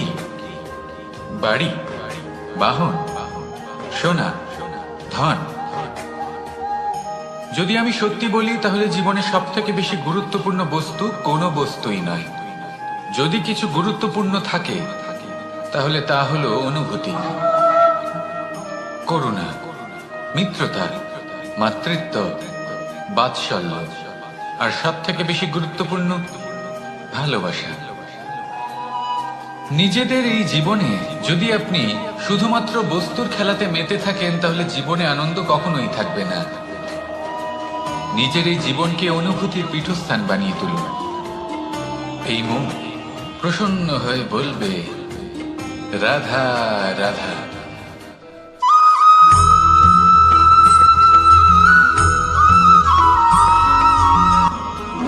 আপনি কখনো কোনো সাধারণ পাখি দেখেছেন? যেমন বাবুই। সে কি করে? সে কোনো গাছের ডালে নিজের বাসা বানায়। এবার সেইখানে বাসা বানানো সহজ ব্যাপার, কারণ সামগ্রী আশেপাশেই পাওয়া যায়। কিন্তু সমস্যা হলো আক্রমণ। কোনো সাপ বা অন্য কোনো পশু ওর বাসাতে ওর সন্তানদের উপর না আক্রমণ করে বসে, এই ভয়ে তার সব সময় থাকে। আর এটা সব থেকে কঠিন ব্যাপার এদের জন্য, নিজের বাসায় নিজের সন্তানদের সুরক্ষা। আর বাজ পাখি, যদি আমরা বাজের কথা বলি তাহলে তারা কি করে? বাজ পাখি কোনো উঁচু পাহাড়ের শিখরে কোনো পাথরের খাঁজে নিজের বাসা তৈরি করে। এবার ওখানে বাসা বানানো একেবারেই সহজ ব্যাপার নয়, কারণ সামগ্রী আশেপাশে পাওয়া যায় না, দূর থেকে নিয়ে আসতে হয়। কিন্তু সেইখানে আক্রমণের ভয়ও কখনোই থাকে না। এইভাবে উচিত রূপে ও নিজের বাসা রক্ষা করতে পারে, নিজের সন্তানদের রক্ষা করতে পারে। এর সারমর্ম হলো এটাই, যদি সমস্যা বড় হয় তাহলে সমাধানও উচ্চমানের হওয়া উচিত। একটা বাজ পাখির মতো ভাবা আরম্ভ করে দিন। জীবনে যে কোনো সমস্যা ছোট মনে হবে। রাধা রাধা।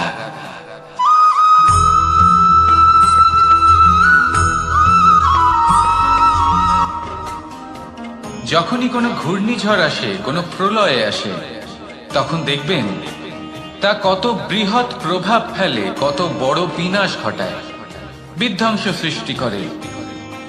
যখন বন্যা আসে তখন কত গভীর প্রভাব ফেলে, কত সর্বনাশ ঘটায়। নদীর পাড়ও ভেঙে বয়ে নিয়ে যায়। সেখানে কোনো গাছকে দেখুন, শান্তভাবে দাঁড়িয়ে থাকে, চুপ করে, আর নিজের কাজ করে, ছায়া প্রদান করে, ফল প্রদান করে, কোনো শব্দ না করেই নীরবে কর্ম করে। যদি নদীর কথা বলি, নদী যখন বয়ে চলে খেতে জল প্রদান করে, বনস্পতিদের প্রাণ প্রদান করে, আমাদের পানীয় জল দেয়। এত মহান কাজ করে কোনো শব্দ না করে, নীরবতার সাথে। এ হলো এক শিক্ষা যে এই সংসারে যারাই মহান কর্ম করেন তারাই নীরব থেকে সেই কর্ম করতে থাকেন, কারণ ওনারা জানেন যে গুরুত্বপূর্ণ প্রচার নয় বরং কর্ম।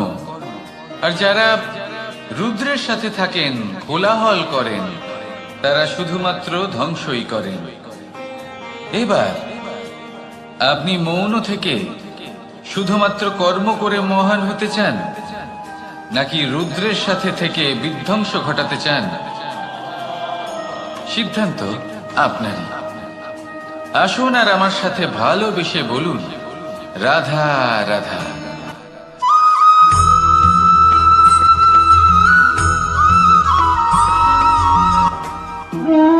মানুষ জীবনে সবসময় সুখ পেতে চান, কিন্তু এই সুখ এটা আসলে কি? এই সুখের আসল রূপ কি? আমি বলি সুখের আসলে দুটি রূপ হয়, বাহ্যিক সুখ, আত্মিক সুখ। আর এটা ঠিক তেমনই হয় যেরকম আমাদের শরীরের সাথে জড়িত ছায়া আর আমাদের শরীরের মধ্যে বসবাসকারী আত্মার। যদি ছায়ার কথা ভেবে দেখেন তাহলে বুঝতে পারবেন আমাদের শোবার সময় ভোরবেলা এই ছায়া অনেক বড় হয়ে যায়। যখন এই সূর্য মাথার উপরে চলে আসে, তার তাপ বেড়ে যায়, তখন এই ছায়া ছোট হয়ে যায়। আর যেই অন্ধকার নেমে আসে, এই ছায়া আপনার সঙ্গ ত্যাগ করে। এরকমই হয় বাহ্যিক সুখ। আর এবার কথা বলি আমাদের শরীরের মধ্যে বসবাসকারী এই আত্মা, এই আত্মা কখনো আমাদের সঙ্গ ত্যাগ করে না, সব সময় আমাদের সাথে জড়িয়ে থাকে। এরকমই হয় আত্মিক সুখ, যা সব সময় আমাদের সাথে থাকে। আত্মিক সুখ কারোর সেবা করে, আত্মিক সুখ কাউকে সাহায্য করে, আত্মিক সুখ প্রেম বোধের, যা কখনো আমাদের সঙ্গ ত্যাগ করে না। সেখানে বাহ্যিক সুখ, যতক্ষণ আপনি সম্পন্ন কিছু মানুষ এবং সুবিধার সাথে আছে, এই বাহ্যিক সুখ আপনার সাথে থাকবে। সম্পন্নতা চলে গেলে, মানুষজন চলে গেলে, সুখ সুবিধা চলে গেলে বাহ্যিক সুখও চলে যায়। তাহলে এই আত্মিক সুখ খুঁজে নিন এবং সেই সুখের সাথেই বলুন, রাধা রাধা।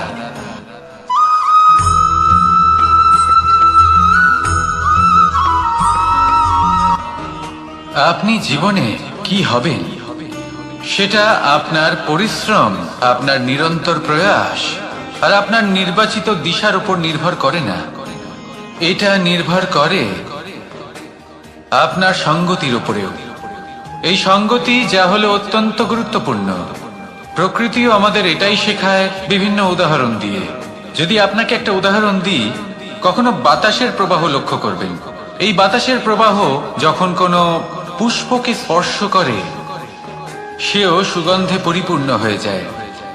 এই বাতাসের প্রবাহ যখন কোনো নালীর উপর দিয়ে প্রবাহিত হয়, তখন সেও সুগন্ধহীন হয়ে যায়। এই সঙ্গতির প্রভাব যা মানুষকে কোথা থেকে কোথায় নিয়ে যেতে পারে আপনি জানতেও পারবেন না।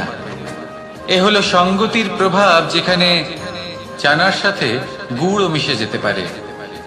এ হলো সঙ্গতিরই প্রভাব, যেখানে একটা সাধারণ পাথর স্বর্ণের সাথে মিশে গিয়ে একটা রত্নে পরিণত হতে পারে। তাই এই সঙ্গতির বিষয়ে বিশেষ খেয়াল রাখবেন।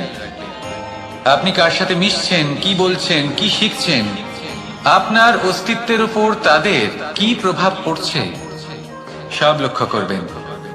আর আমার সাথে ভালোবেসে বলবেন, রাধা রাধা।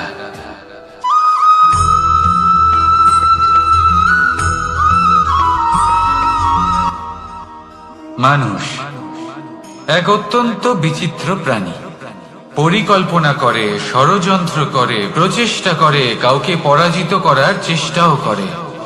সাপকে একটা দড়ি মনে করে হাতে চেপে ধরার চেষ্টা করে, কিন্তু একটা কথা বুঝতেই পারে না, সময়ের এই সাপ, এটা হাতে চেপে ধরাই যায় না। আর আপনি যা করবেন তা আবার ফিরে আসবে আপনারই সামনে। দেখুন, এতে কিছুই যায় আসে না যে আপনি কুম্ভকারের পুত্র নাকি কৃষ্ণের পুত্র। যদি আপনি অনুচিত কর্ম করেন, তাহলে আপনার সাথেও অনুচিতই হবে। অশুভ কর্ম করলে আপনার সাথেও অশুভই হবে। কুরু বংশ অত্যন্ত মহান বংশ ছিল। এই কুরু বংশ কি হলো তার সাথে? একটা গোটা বংশ বয়ে গেল, কারণ ওনাদের উদ্দেশ্য অশুভ ছিল। অন্যদিকে 5 জন বনবাসী পাণ্ডব মহাভারত বিজয়ী হলেন, কারণ তাদের উদ্দেশ্য শুভ ছিল। তাই মনে রাখবেন, শুভ অগ্নি প্রজ্বলিত করবেন, শুভ তাপ সঞ্চার হবে। অশুভ অগ্নি প্রজ্বলিত করবেন, নরকেই জ্বলতে হবে। তাহলে আসুন আর আমার সাথে ভালোবেসে বলুন, রাধা রাধা।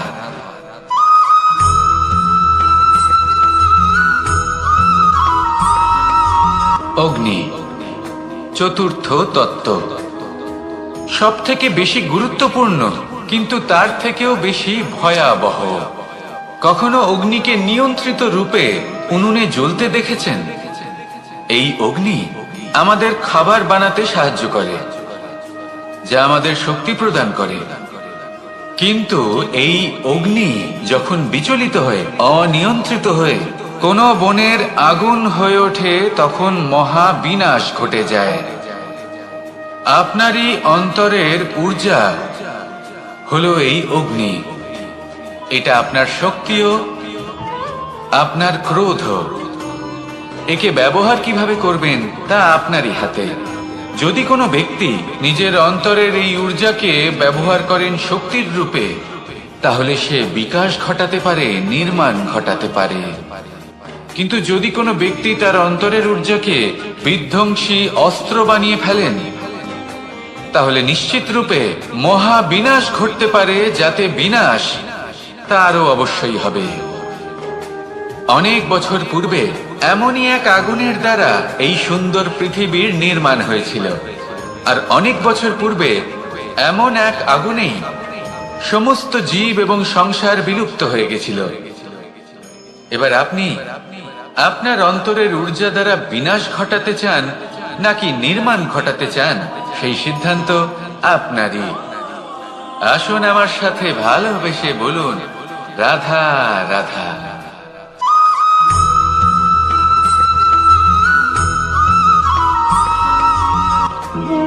মানুষ জীবনে সবসময় শিখরে পৌঁছতে চায়, অনেক উঁচুতে উঠতে চায়, আর তার জন্য তারা কি না করে, পরিকল্পনা করে, ষড়যন্ত্র করে, প্রার্থনা করতে থাকে, আবার কারোর কাছে সাহায্যও চায়। কিন্তু এত কিছু করা সত্ত্বেও অনেক সময় মানুষ শিখরে পৌঁছতে পারে না। যদি পৌঁছেও যায় তাও খুব তাড়াতাড়ি নিচে নেমে আসে। এর কারণ কি? একটা উদাহরণ দিয়ে বোঝানো যাক। এই হলো ময়ূর পেখম, আর এই হলো পাথর। যদি এই পেখমকে হাওয়ায় ছুঁড়ে দিই তবে ও উড়তে থাকে, কিন্তু এই পাথর অতি শীঘ্রই মাটিতে নেমে আসে। এর কারণ কি? ভার। এই পাথর হলো ভারী, আর এই শিক্ষাই আমাদের গ্রহণ করতে হবে। ঠিক এইভাবেই যদি আমাদের মন দ্বন্দ্ব আর অহংকার দ্বারা পরিপূর্ণ হয়ে থাকে, তাহলে তা কখনোই শিখরে পৌঁছবে না। পৌঁছে গেলেও খুব শীঘ্রই মাটিতে নেমে আসবে। তাই এই মনকে হালকা করতে শিখুন, অহংকারকে, এই হিংসাকে ত্যাগ করুন। তারপর উঁচুতে উড়ে তো দেখুন কত উঁচুতে উঠতে পারবেন আপনি। আসুন আমার সাথে ভালোবেসে বলুন, রাধা রাধা।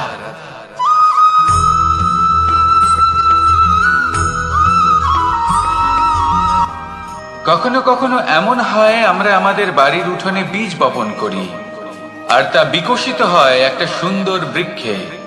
তার শাখাগুলি প্রতিবেশীর বাড়ি পর্যন্ত পৌঁছায়। ফলের বর্ষণ প্রতিবেশীর বাড়িতেও হয়ে থাকে, আর আমরা ভাবি গাছ আমরা উৎপন্ন করব আর ফল খাবেন আপনারা। এই কেমন কথা হলো? আপনাকে এই কথা বুঝতে হবে যে এসব হলো ভৌতিক বস্তু, সাংসারিক বস্তু। কখনো নিজের বাড়ির বাগানে ভালোবাসার গাছ বপন করে দেখুন, তার শাখাও প্রতিবেশীর বাড়ি পর্যন্ত পৌঁছবে, ফলের বর্ষণ সেখানেও হবে। কিন্তু সেই ফল চাইতে আপনাকে যেতে হবে না, সেই ফল দ্বিগুণ মাত্রায় আবার আপনার কাছেই ফিরে আসবে। তাই নিজের বাড়িতে আর নিজের মনে ভালোবাসার গাছ উৎপন্ন করুন। এই জীবন প্রসন্ন হয়ে বলবে, রাধা রাধা।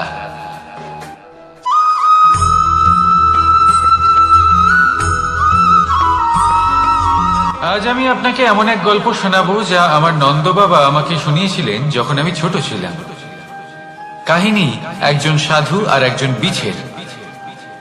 একবার এক সাধু নদীর পাড়ে স্নান করছিলেন। উনি দেখলেন যে জলের প্রবাহে একটা বিছে ভেসে যাচ্ছে। তার প্রাণ বাঁচানোর জন্য উনি তাকে তুলে নদীর পাড়ে রাখার চেষ্টা করলেন, কিন্তু যেই সেই বিছেকে উনি হাতে তুললেন, সেই বিছে ওনাকে কামড়ে দিল। সাধু আবার চেষ্টা করলেন, সেই বিছেকে হাতে নেওয়াতে সে আবার তাকে কামড়ে দিল। আরো একবার চেষ্টা করাতে ওনার শিষ্য ওনাকে জিজ্ঞেস করল, এ আপনি কি করছেন গুরুদেব? এসব কি হচ্ছে? আপনি তারই প্রাণ বাঁচানোর চেষ্টা করছেন যে আপনাকে কামড়ে দিচ্ছে। গুরুদেব উত্তর দিলেন যে ও বিছে হয়েই নিজের কর্ম করছে, নিজের প্রবৃত্তি, নিজের ব্যবহার বদলাচ্ছে না। তাহলে আমি সাধু হয়ে তা কেন বদলাবো?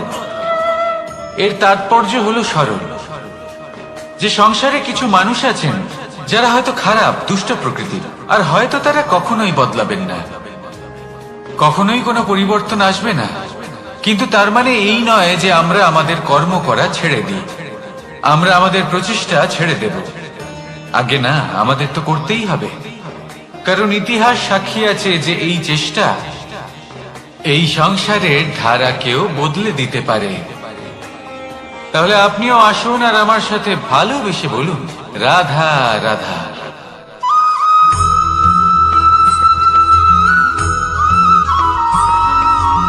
অ দিয়ে অন্ত, আ দিয়ে আরম্ভ, এই দুইয়েরই রাশি সমান।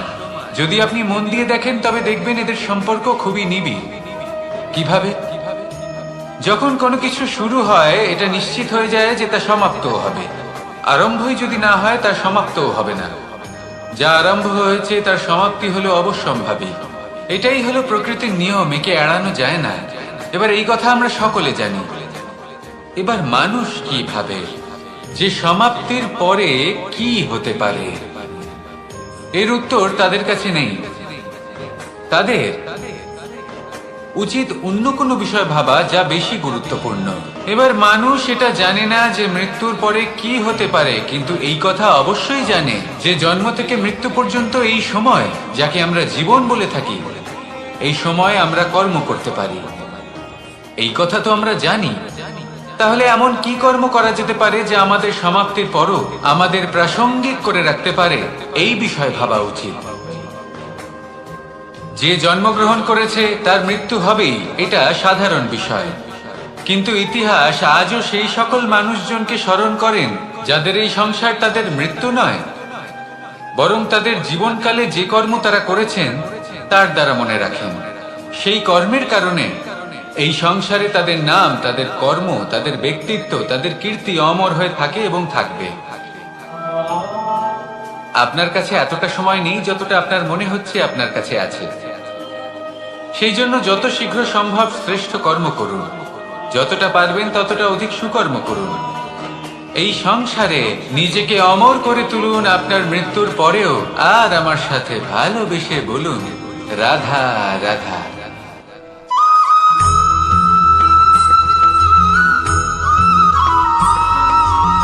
আপনি কখনো কোনো পাখি দেখেছেন?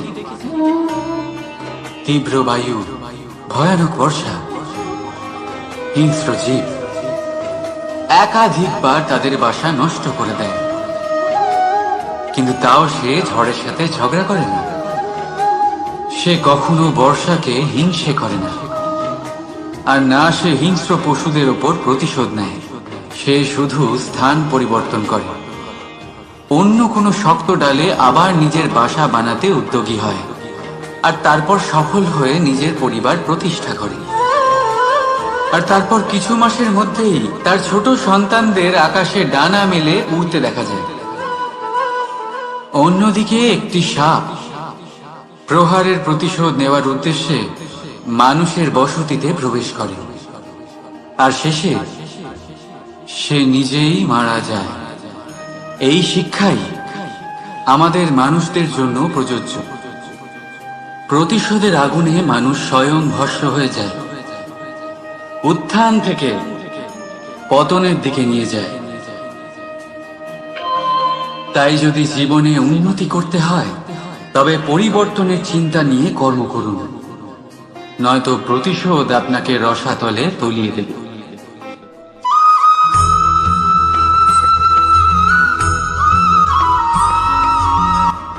ওমা, এ কি? আমি কখন থেকে এখানে অপেক্ষা করছি, হাত পেতে দাঁড়িয়ে রয়েছি যাতে একটা ফল আমার হাতে এসে পড়ে এবং সেটা আমি খেতে পারি। কখন থেকে অপেক্ষা করছি, কিন্তু সেটা হচ্ছেই না। এবার আপনি বলবেন যে এসব কি বলছি, এই কি অদ্ভুত কথা বলছি। যদি ফল খেতে হয় তাহলে আমাকে বৃক্ষে চড়তে হবে, ফলের কাছে পৌঁছতে হবে, তবেই তো ফল পাবো। এবার এটা অত্যন্ত সহজ ব্যাপার, কিন্তু এই বিষয়টা আপনি নিজের জীবনের প্রসঙ্গে ভেবে দেখুন। লক্ষ্য কোথায় আছে আপনি জানেন, সেই লক্ষ্যে পৌঁছানোর পথ কি সেটাও আপনি জানেন, সেই পথে চলার ক্ষমতাও আপনার রয়েছে, কিন্তু তাও আপনি নিজের লক্ষ্য লাভ করতে পারছেন না। কেন? কারণ আপনি অপেক্ষা করছেন যে লক্ষ্য আপনার সামনে চলে আসবে, কিন্তু তা হয় না। লক্ষ্য সে যাই হোক না কেন, ধন হোক, প্রেম হোক, কোনো সম্মান হোক বা মোক্ষ হোক, যদি আপনি তার দিকে অগ্রসর না হন তাহলে ফল প্রাপ্তি অসম্ভব ব্যাপার।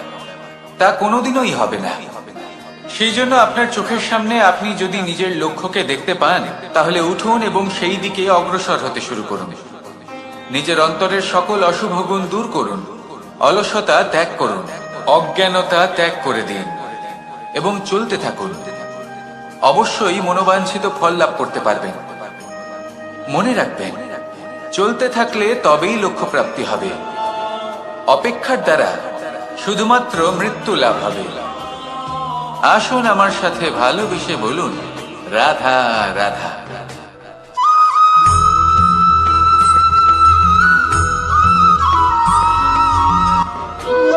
সংসারে সব থেকে কঠিন কাজ কি? কেউ বলবেন পর্বত আরোহণ করা, কেউ বলবেন সাঁতার কাটা, কেউ বলবেন আকাশে ওড়া। কিন্তু বাস্তবে সত্যি কি এগুলি কঠিন? আসলে যদি দেখা যায় তো এগুলি কিছুটা আলাদা। যে কাজ আমরা করতে অভ্যস্ত নই, আমরা তাকে কঠিন ভেবে নিই। যেমন সাঁতার কাটা আলাদা, পাহাড়ে ওঠার কলা আলাদা, আকাশে ওড়ার কলা আলাদা। যেমন কিছু মানুষ গণিত আর বিজ্ঞানকে কঠিন ভেবে নেয়, কিন্তু বাস্তবে এটা সাহিত্যের থেকে কিছুটা ভিন্ন, কঠিন নয়। দেখুন, এই সংসারে কঠিন কিছুই নেই, শুধু একে অপরের থেকে কিছুটা ভিন্ন। যেমন কোনো মানুষ হন, সম্পর্ক হোক, কারোর চিন্তাধারা বা বিচার বুদ্ধি হোক, কখনো কখনো আমরা বুঝতে পারি না, কারণ আমাদের চিন্তাধারা ও বিচার বুদ্ধির থেকে সেগুলি আলাদা। কিন্তু যদি এটা বুঝে নেওয়া যায় যে সেটা কঠিন নয়, একটু ভিন্ন মাত্র, তাহলে অনেক সম্পর্ক বাঁচানো যেতে পারে। রাধা রাধা।